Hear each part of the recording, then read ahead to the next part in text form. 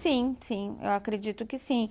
E tem até que eu comento, né, com os alunos, tem aquela questão justamente da separação, né, do resíduo doméstico, vamos supor. Uhum.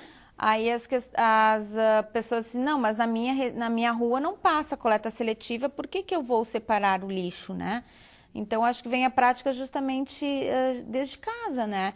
Então, essa separação, essa consciência que se tem que ter, não é porque eu não vejo a ação, eu não vou executá-la, né? Sim. Então, acho que a gente tem que começar aos poucos, né?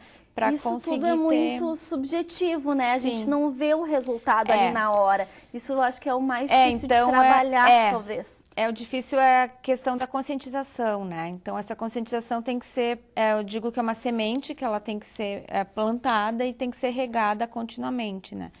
E se tu não planta ela de forma adequada, tu não consegue cultivá-la também de forma adequada. Bom, voltando ainda para a questão da teoria de Gaia ali, da questão dos ciclos, né? Até eu comentava antes, né, de iniciar com o professor Eugênio Hackbar, ele realmente acredita nessa questão dos ciclos. E para se avaliar isso é muito complicado. Então, da onde surgem essas pesquisas? Elas são feitas de longo tempo, né? Sim, sim. Então, tem diversos grupos, né, de pesquisas, universidades, a NASA, né, ela tem pesquisas também envolvendo esses assuntos. Tem muitas universidades dos Estados Unidos que trabalham muito com essas questões. Então, para que a gente consiga ter uma pesquisa bem embasada, nós precisamos de dados, né? Para coletar esses dados é esses que dados. demora, eu acho, né? Então, esses dados, né, principalmente os dados meteorológicos, a gente não faz muito tempo que o Brasil, por exemplo, iniciou, né, essa coleta desses dados meteorológicos, que seria de temperatura, né, pressão, umidade, a quantidade de chuva. Então, a gente tem um histórico, na realidade, muito curto ainda, para se conseguir fazer uma avaliação, né, dizendo, então, se é realmente essa teoria, né, de que a Terra está passando por um ciclo. Então, se falta, né, essa questão desses dados, né, para a gente conseguir fazer essa avaliação. E isso, a gente teria essa resposta, isso é a longuíssimo prazo. A longo prazo. Tem também a questão computacional, né? Que com o advento, eu digo, da computação e desses melhoramentos de software, os modelos computacionais que são utilizados, por exemplo, para previsão do tempo, né? Eles vêm sofrendo uma melhora, né, gradativa. Então, hoje a gente tem respostas muito mais rápidas, né, do que há 10 anos atrás. Então, porque tu tem o quê? Tu tem o advento justamente dos que eles chamam, né, supercomputadores, né, para realmente tratar esses dados. Então, hoje a previsão do tempo, né, que ela aqui no Brasil ela é feita lá pelo CPTEC e INPE, né, que fica lá em São José dos Campos, acho que não, se não me engano. Eles então têm essas informações, né, onde através de modelos matemáticos eles conseguem fazer a previsão, né, do tempo, mas para isso eu também tenho que ter o quê? Uma rede de estações meteorológicas locais, né, espalhadas, que estejam bem atualizadas, que consigam transmitir dados de forma correta, né, que estejam aferidas, né. Então toda essa rede assim, ela requer um investimento, né, e também um longo tempo de dados para que eu consiga ter, né, estudos científicos mais embasados. Quando se fala em aquecimento global, muito da preocupação é com os grandes desastres e que a gente está vendo, né, ultimamente, como a questão de ciclones ou também a questão de grandes desastres de chuvas, né, grandes alagamentos.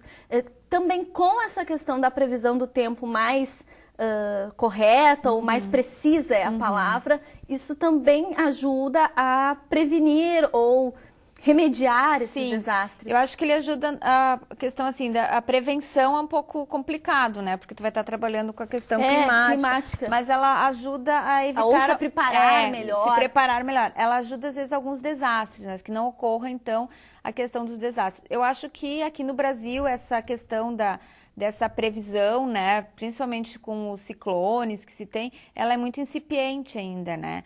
Então, a gente poderia ter informações, né, sendo divulgadas mídia até mesmo, informando, né, a população de determinado local que provavelmente vai ter, né, ventos de 100 km por hora ou de 150, onde as pessoas acabam se prevenindo, né? Porque eu não tenho como bloquear isso, claro, tá? Mas eu tenho como me prevenir para que não ocorra, né, algum desastre, principalmente, né, em questão de mortes, né? Porque questão, assim, de árvores que caiam, casas, e não tem como tu conseguir prever, né? Outra coisa que eu sempre me pergunto quando eu vejo esse tipo de desastre climatológico e muito se fala antes não tinha isso, ou antes não se vinham tantas mortes, mas também a população aumentou. Daí eu volto naquela questão, se foi cíclico e a gente não viu porque não tinha tanta população naquele local e por isso as pessoas não morriam, ou se realmente não acontecia e é um efeito do aquecimento global? Não, eu acho que realmente eles aconteciam, né? Só que não tinha tanta divulgação,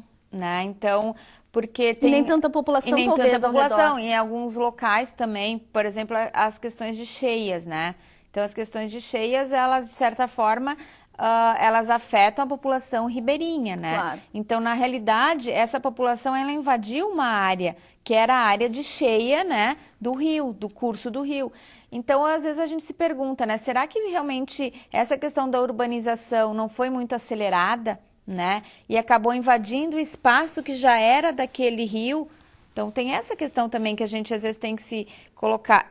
Às vezes não é a água que está invadindo a sua casa. Será que não foi você que invadiu, né, claro, a água? Então, tem essa questão, né? São Leopoldo ali sofre muito com essa questão, porque grande parte ali do centro de São Leopoldo, na realidade, eles foram aterrados. Em torno do rio. Em torno do rio e foi aterrado, né? Tem a formação dos diques, então tem toda essa questão, né, da urbanização. Claro que a busca, né, da urbanização vem pela questão da água. Eu preciso da água para subsistência. Então, eu vou o quê? Inicialmente, se tinha os centros, né, pequenos centros urbanos sendo localizados próximos a rios. Claro, né? Eu preciso da água para subsistência.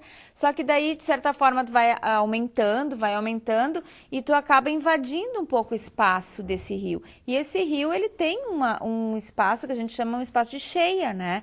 Então, na realidade, é isso que eu digo, né? Às vezes tu tá invadindo, né, esse espaço e depois ele se revolta, né? E aí vem toda essa questão. É a cobrança da mãe da natureza. Eu acho que, de certa forma, a gente tá numa época, assim, que ela tá nos cobrando. Ela diz assim, olha, vocês fizeram isso e agora eu, né, vou acabar me cobrando e ocasionando alguns desastres, né, que a gente chama ambientais ou até mesmo naturais, né, que não tem-se como prever, tem como prever, mas tu não tem como atuar e cessar ele.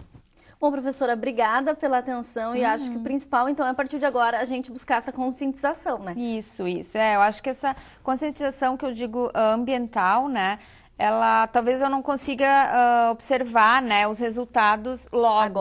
Agora, tá? Mas ela com certeza vai melhorar muito, né? Deixar para os nossos netos, quem sabe. Quem sabe os filhos, né? Melhor Esperamos. ainda. Então tá, obrigada pela atenção aqui com a TV e nós vamos ficando por aqui com o Em Pauta de hoje. Espero que você tenha gostado do assunto e você pode, inclusive, sugerir um tema para a próxima semana. O nosso e-mail é tvfevale@fevale.br. Até semana que vem e uma ótima semana do meio ambiente para você.